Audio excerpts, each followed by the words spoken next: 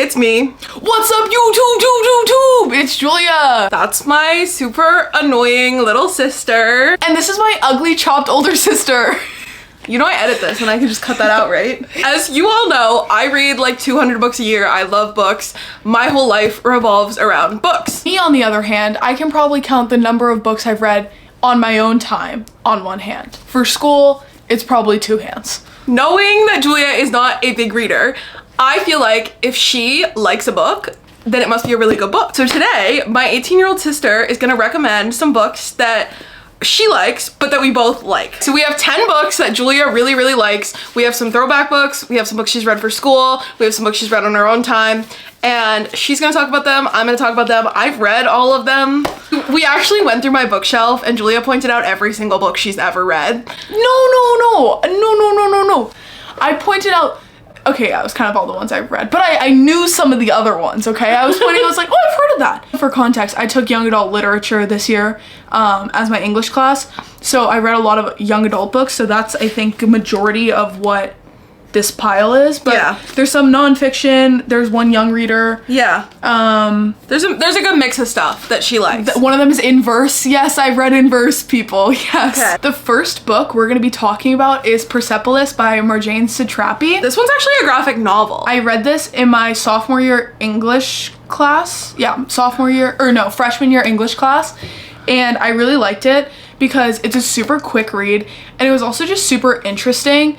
And it gave me a lot of insight into things I didn't know about already. This is a nonfiction graphic novel about an Iranian girl and just her childhood and growing up and what she experienced. And it talks a lot about how she wasn't able to go to school, the implementation of the hijab, and kind of the oppression she faced growing up, and how she didn't realize a lot of the major issues that were happening because she was so young. But looking back, she's able to kind of piece things together and work through it. Yeah, I think also the art in this book is really beautiful. It's really pretty and it's really simplistic and almost childlike, which kind of reminds you of how young she is. This is my favorite page in the entire book. I wrote a whole essay on just this page in my English class. It shows how they were kind of forced to be one person and create this like uniformity, and it was just super interesting to me because I've never had to experience something like that, and it just really put things into perspective, I would say. The next book is a memoir by my hero, Malala Yousafzai. It's I Am Malala. Just a little anecdote I'd like to throw in. When I didn't want to study, I would look at a picture of her and it gave me the motivation because she had it worse than I do. Stop looking at me like that. You're not real. You're not real. And like, you think she's joking? I'm not. She's so serious. She has a picture of Malala for when she's studying. When I was studying for my AP Physics C electromagnetism exam, this is crucial information. Mechanics, easy. Electromagnetism, electricity and magnetism, she was my wallpaper on my laptop. And again, she's not joking, she's dead serious. I see this bitch every day. She's dead serious. If you know Malala's story, it's just her story. It goes through the experiences she faced when she went to school and her, I don't want to spoil it, guys. This might be a spoiler. When she got shot on the bus. Spoiler alert. Anyways, this book actually made me cry. And I like how they also include pictures of what she looked like at the time of all this happening. So like there's like childhood photos in there. And honestly, I just think it's a really good book and she's an amazing woman and everyone should know Malala. Respect. And I met you in that hotel room. What happened to not making this take 10 years for me to edit? The next book is one that I actually just talked about in a very recent video. I don't know when in like the order of me posting these it's gonna have come out, but I just talked about this book, so I am genuinely a fan. This is Cultish by Amanda Montell, and I read this book for my own pleasure. I read it during independent reading time in my young adult literature class, and I'm definitely a nonfiction reader because I don't really like fantasy because I'm like, it doesn't make sense to me. I'm like, that's not real. Why are you doing that? So that's where we're similar because I will read some fantasy. The more I've gotten into books, I can do some fantasy, but like most fantasy, I'm just like, wait, but it doesn't make sense. Like that wouldn't actually happen. So this book, it definitely reads like an essay. There's like, it's like a dissertation. There's like different sections like in a thesis. I read a lot of her articles. I'm pretty sure she works for the New York Times, so that could totally be wrong. She has another book out that I'm actually reading right now called Magical Overthinking, and it's really, really good. I think you said this in your other video, but she's a really good writer in general, but also you can tell she's so interested in it. And what I found so interesting was like her dad actually was in a cult when he was younger, and I thought that was so interesting because she has these like firsthand accounts. And I also liked how she interviewed ex-cult members and all these things, and how it talks about like, it even brings up like soul cycle classes, like things you wouldn't think use this cult like vocabulary, and it does. And I thought that was so interesting as someone who does those like workout classes and stuff. Like every time I go to a workout class after reading this book, I'm like, they're trying to indoctrinate me. They're trying to indoctrinate me. Is my favorite book I've read in recent years, I think. The next book is All the Bright Places by Jennifer Niven. I read this while I was at sleepaway camp when I was in like middle school, I think. It made me sob profusely. I watched the movie on Netflix. I didn't like it as much because it just left some things out, but this book, it's really emotional for me to talk about. I love this book so much. There's love, there's sadness, there's grief, and it like moves along. That's something I like in a story, is like, I hate when you like permeate on things. Is permeate the right word? Or you just like sit there and like, we talk about the same thing for like 5 chapters. No, this book moves it along, but it doesn't feel like it's so rushed and stuff. And I really like that. And the ending, heart-wrenching. And I love their friendship, their relationship. Honestly, if I could give it 6 stars, I would. The next book we're gonna be talking about is The Hate You Give by Angie Thomas. This is one of my favorite young adult books ever written. Me too. I think it's so beautifully written, and I cried to the book, I cried to the movie. It's so heartbreaking to read this book because it talks about things I've never had to experience, like police brutality and like the fears that come with like people being racist. And obviously as a white woman, I've never thought about that. Like if I'm getting pulled over, I'm like, shoot, I'm gonna get a ticket. Yeah. I'm not like, oh my gosh, this is the scariest thing that's ever happened to me. And I'm grateful that I don't feel that way, but it's heartbreaking that other people have to experience that. Yeah. He does a really good job like articulating that experience 100%. For people who have never experienced 100%. I think I read this in 2020. Okay. Like right during the Black Lives Matter. And you were young too. I was young. I was in 6th grade then, and it was like right at like the like resurgence of the Black Lives Matter movement. Yeah. And it was like everything was happening, and I read it and I was honestly just like, wow, like this is a good book, but especially when I read it, it just moved me so much more. This would move anyone. You pick up this book, you're gonna be crying within like the 5th page. It's such a good book. And Angie Thomas is a beautiful writer. Yeah. So the next book I'm gonna be talking about is Clap When You Land by Elizabeth Acevedo, and this book is written in verse, which I've read one other book in verse called Saints of the Household. I don't know if you read that book. Saints of the Household. I actually really like that book. I read it in my young adult literature class. I know some people, it became kind of hard to follow, but I thought it was a very moving book in general. But I read this as a project for that class. We were picking what the one school, one book was gonna be. It was such a good book, and I loved how many perspectives, like the 2 perspectives, how their lives are so different, but they're also like intertwined, and there's like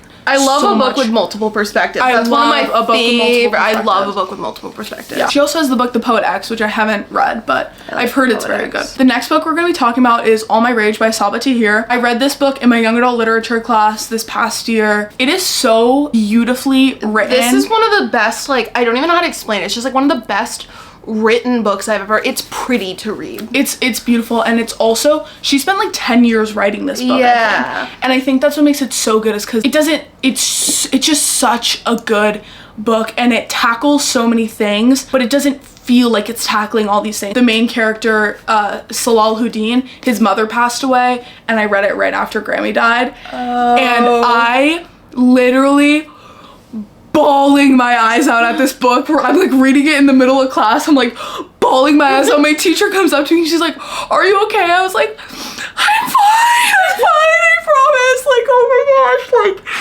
oh my gosh. And also I read it as a senior in high school, and it talks a lot about the college admissions process, and it doesn't talk like a lot about like the process, but it talks about like the worries of not getting into the college you want to get into, and the joys of getting into college. The next book we're going to be talking about is The Great Gatsby by F. Scott Fitzgerald. Even though he stole it from his wife. And so I do have some problems with this book, but overall it's a great read. I don't like how he stole it from his wife.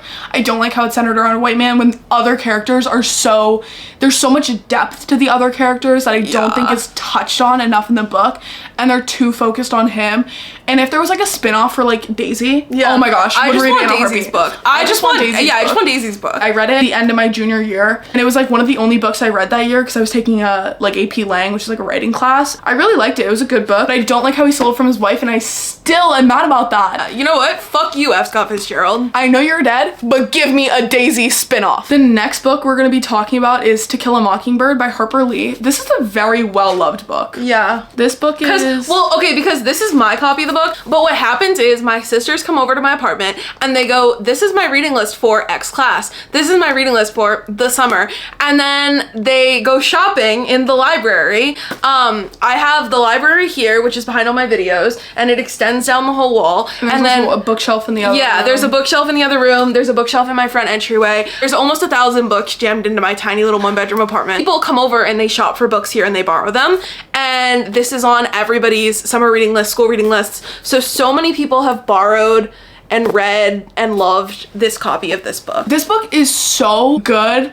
Atticus Finch, low-key my crush. Have you seen his TikTok edits from the movie? I hate you. Low-key my crush. No, I know. Can you die in a hole? For my freshman year, we had a project where we had to pick a book and dive into like the theme of the book. So obviously the theme of this book is racial injustices in the court systems. And so I did a whole project on this. It was really cool to dive deeper into the book, but honestly this book gives you a lot of insight without having to dive deeper. Well, and I think what like I don't like, that's not the right word, but like what I appreciate about the book is that it's so old and like it was ahead of its time. It's so depressing that so many of the themes from that book are still so prevalent today, and like we haven't evolved as a society or addressed it. So I think it's really interesting that it's just still so pertinent. It's so important, and like I think this is a book that everyone should read and everyone has to read, and I'm glad it's in schools. Okay, the next one is a book that we both read as kids, and I know it's a kid's book, it's a young reader book, but it's still both of our like one of our favorite books we've ever read. Oh, not one of mine.